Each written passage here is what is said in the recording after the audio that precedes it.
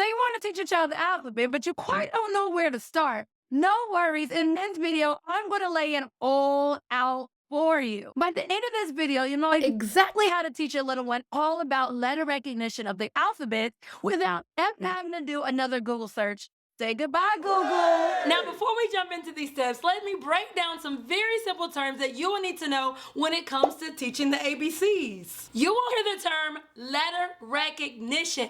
This just simply means knowing what a letter looks like. Right along with that is sound recognition, which is knowing what a letter sounds like or knowing which sound a letter makes. Now, with letter formation, this is simply knowing how to write a letter or how a letter is formed, both uppercase and lowercase. And then, drum roll, there's phonemic awareness. Let me say that again. Phonemic awareness. I had to slow it down. I got a little excited there. And this is simply recognizing the sounds within words, starting with the alphabet. I always like to say this is when you begin to manipulate and work with sounds. All right, so now that you know those terms, let's get into some really fun tips for beginning to teach the alphabet. Step one is first and foremost, you have to understand that not all letters are created equal, meaning that they do not have the same complexity. Now, in my curriculum Reading by Design, I've actually broken the letters of the alphabet into 3 distinctive groups,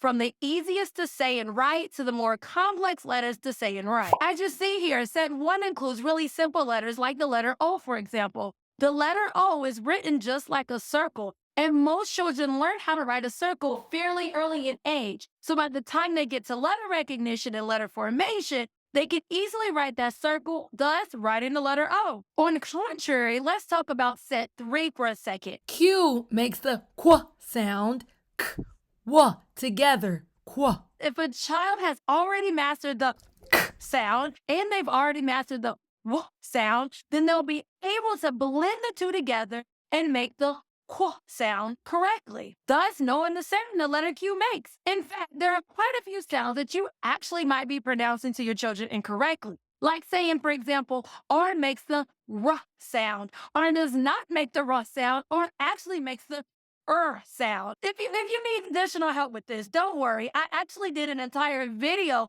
on how to correctly pronounce each and every letter of the alphabet. I have it included in this playlist here of how to teach the alphabet. So after this video, go ahead and watch all the pronunciations of all of the common sounds of the 26 letters of the alphabet. Step number 2 is teach letter sounds alongside letter recognition. Early literacy instruction is actually more effective when letter names and letter sounds are actually taught together. This is simply because children can make a stronger association between the visual symbol that they see and the sound that they are hearing. Here's an example of what this looks like. This is the letter C. C makes the k sound. Can you say C?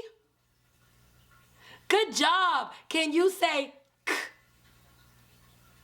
Awesome sauce. Notice I gave them the letter name, C. I'm also giving them a visual of what the letter C looks like, and I'm telling them that the letter C makes the k sound. You can even go a step further by giving them a picture of something that also starts with that letter.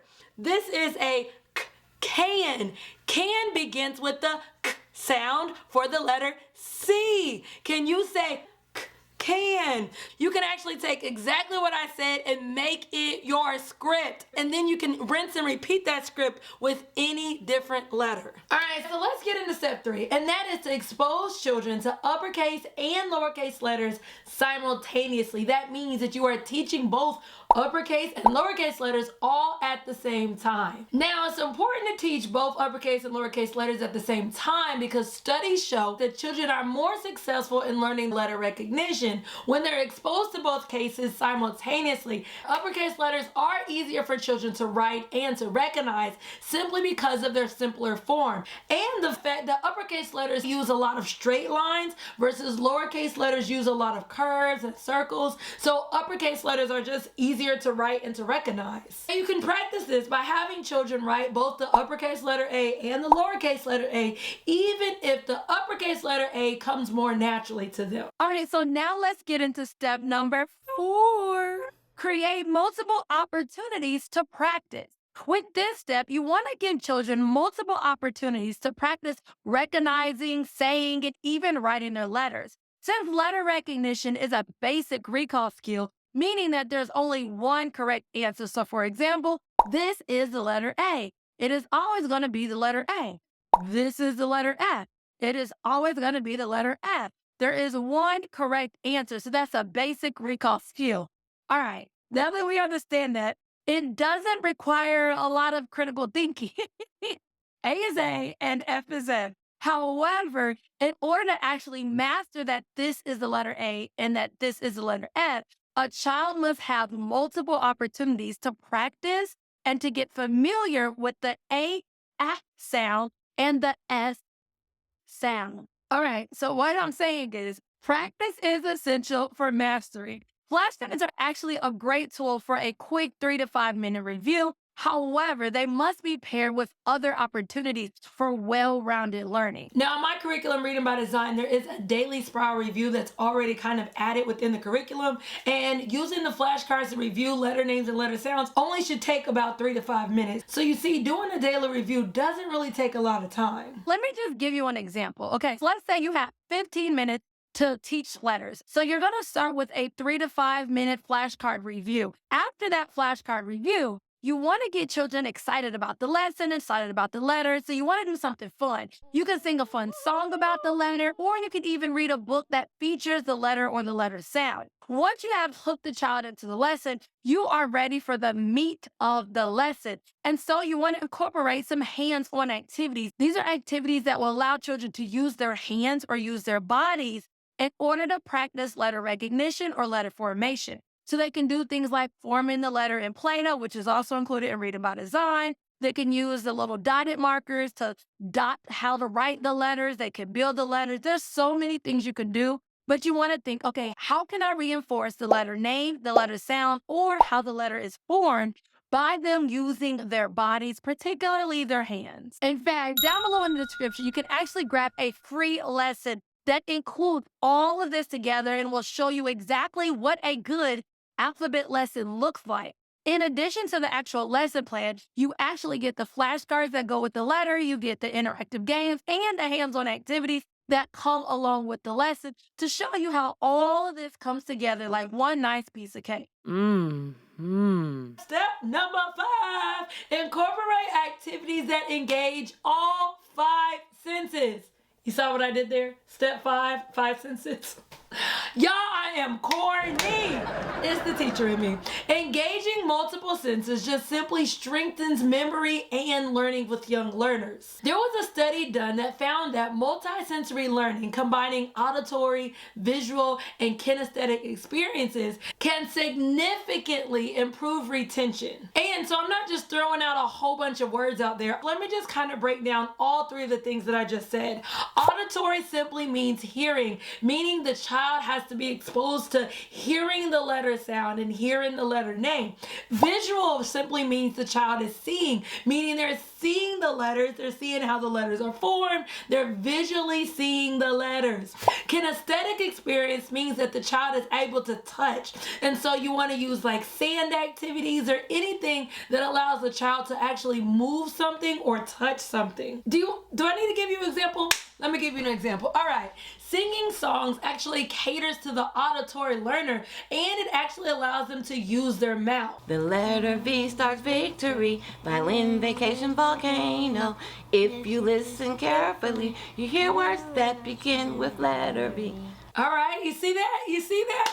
Also, writing in the sand or shaping a letter with Play-Doh gives that kinesthetic experience, which is perfect for tactile learners. Or simply put, children that need to be able to touch and feel things. And then playing movement games like my this or that game, where children get to walk around to the correct answer, helps physical learners engage. Now, this is one of my digital games where kids have to choose the correct answer, and then they have to walk to the side of the room that shows the correct answer. All right, so let's get into step number 6, which is follow a structured curriculum. Now, following a structured format is key, In fact, for 2 to 4 year olds, I actually recommend doing the letter of the week approach, which provides enough time for you to focus on each letter individually. What this means is every single week, children are actually learning a new letter and a new letter sound. However, if you're teaching kindergarten, you know that there are a whole lot of Common Core standards that you have to teach by the end of the year. So you might need a faster paced way to teach letter recognition and letter sounds, which will allow children to begin to start reading words by the end of the year.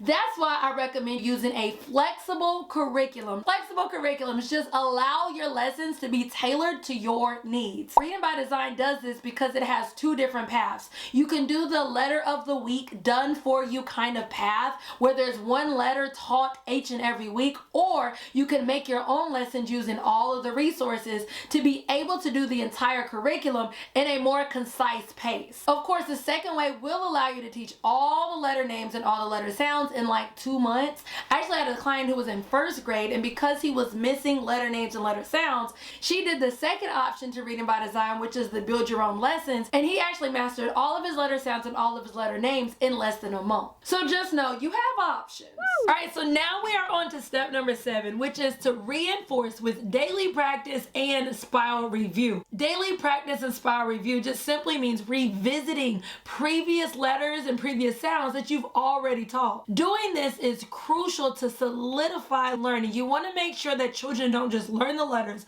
but that they master the letters and they can remember it from one day to the next. If you don't do this, this is what it looks like. You teach a letter, you think that they are rock stars, they're getting it, they're comprehending it. You're like, okay, you feeling yourself. You're like, all right, A, ah, A, ah, A, ah. Then you continue to go on. You then introduce them to the letter C. All right, you are doing the thing. All right, you get to the next letter. Then they see the letter A, and then you're like, what letter is this again? And they're like, I don't know. I don't know. E, F, G, H, and they have no idea what letter they just learned. And so now you're frustrated, and now you got to go back, and now you have to reteach. Well, you can skip all of this if you are constantly giving them time to practice, really solidifying their skills, and give them time to practice reviewing all of their previous letter names and letter sounds. Now, according to research, spaced repetition actually improves long-term retention, making it important to revisit previous learned letters regularly, all while introducing new ones. So remember, if you teach that skill and then they look at you like this is because kids have very short attention spans. And don't even get me started on the impact of technology. Woo! Technology is making our children's attention span even shorter. So to combat this issue, we have to do simple spiral daily reviews just to keep the letter names and the letter sounds in the forefront of their minds and in the forefront of their memories. This is where a good set of flashcards come in handy, boy. Step number 8 is to assess and ensure mastery. In order to see what a child actually knows, you must assess their understanding. Mastery just simply means that they can recognize, say, and write a letter all without any hesitation. And you want to make sure that they can do this within 3 to 5 seconds. Now, you can do this with simple quizzes or games. In fact, this is my alphabet binder, and it is really helpful when it comes to teaching uppercase and lowercase letters and even letter formation. As children actually complete the learning binder through simple observation, you can see what they're doing right, and you can informally know what concepts they're actually learning. Step number 9, allow for opportunities of independence. I-N-D-E-P-E-N-D-E-N-T. Do you know what that means? Your children want to be independent. So as a child grows more comfortable with letter recognition and sound recognition, start allowing them independent time in their learning. According to Montessori education principles, children actually thrive when given opportunities to explore learning on their own. You can encourage this by providing them with letter puzzles, and they have to put the pieces in the little spots, even doing alphabet sorting games, or any other independent play with alphabet alphabet-related toys or alphabet-related tasks. One of my favorite things to do with children during independent time is to allow them to use things like my learning board or my learning binder, where they're able to practice handwriting and letter formation. They're able to sort between uppercase letters and lowercase letters. They're able to do like any other like hands-on activities in their independent time. The other good thing about doing something like an alphabet binder is that it can be reused over and over and over again. And if you allow a child to kind of leave it on there, then you can actually use it as a quick check after you kind of look over what they've done. Then they can erase it and then it can be used again. You want to allow your children to apply what they've already learned in a very fun, low pressure environment. During independent time is the only portion of the day that I would actually recommend you doing some kind of worksheet or coloring sheet. This independence actually builds confidence and begins to start the momentum when it comes to letter recognition and sound recognition. It even encourages children to engage with the material at their own pace. Doing things at their own pace is crucial for fostering long-term interest in learning. Also, during your independent time, you can use things like learning apps. These are perfect for children. And I know I talked about technology earlier, but this is using technology in a good way. Some of my favorite apps to teach letter recognition and sound recognition are Lingo Kids, ABC Mouse, Khan Academy Kids, and even Dual ABC. If you would like me to break down these apps even more, let me know down below in the comments, and then I can share my true thoughts and opinions on each and every one of these and how they've actually helped my daughter learn her letters and learn her letter sounds. All right, let's get to step number 10, which is support. Make sure that you have all the support you need for this journey. Teaching the alphabet is not easy, and you certainly do not want to do it wrong, because if you teach the alphabet wrong, then you'll notice that the child will actually struggle when it comes to decoding, and now guess what? An entire literacy gap has formed, and now the child is stuck spending the rest of their life trying to fill that gap.